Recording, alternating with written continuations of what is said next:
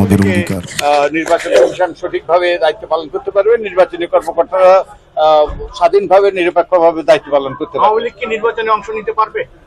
সেটা আমরা আপনাদের মতো আমরাও ওটা দেখার অপেক্ষায় আছি। তাদেরকে কি সুযোগ দেওয়া হবে কিনা? আমি তো কোনো বাধা দিচ্ছি না। ওই যে আমি এই যে কোন রকম বাধা তো তাদের জন্য সৃষ্টি করা হয়েছে বলে আমি তো দেখছি না। ওকে, আর কেউ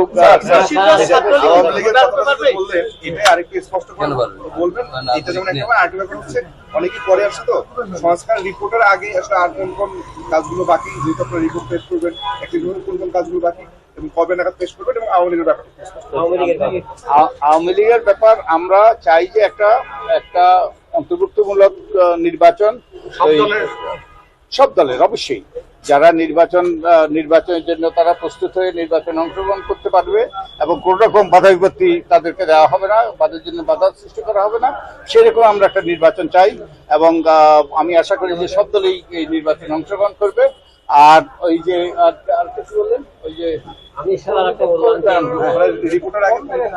আর কোন কোন কাজগুলো এখন আমাদের ওই যে বসে এগুলো নিয়ে পর্যালোচনা করতে হবে। আমাদের বহু হাজার হাজার প্রস্তাব এসছে, এগুলোকে পর্যালোচনা করে আমরা সিদ্ধান্তে পৌঁছাবো। আমি তো বলছি যে আমরা একটা অন্তর্ভুক্তিমূলক নির্বাচন চাই। সবাই যারাই নির্বাচন ওই যে অযোগ্য যদি না হয় তাহলে নির্বাচন করতে পারবে, সেই সুযোগ সবারই থাকা উচিত। এবং আপনি যেই কথাগুলো বলছেন সেই কথাগুলো নির্বাচন কমিশনের দায়িত্ব হবে। ওকে, অনেক ধন্যবাদ সবাইকে। আমরা আওয়ামী লীগের নির্বাচনে অংশগ্রহণ করতে কোনো প্রকার বাধা দিচ্ছেন না? আমার এই ব্যাপারে কোন রকম বক্তব্য দেওয়ার এখতিয়ার নেই। আমরা চাই, আমরা সুপারিশ দেব যাতে নির্বাচনটা সুষ্ঠু হয়, নিরপেক্ষ হয়, অংশগ্রহণমূলক হয়। অনেক ধন্যবাদ।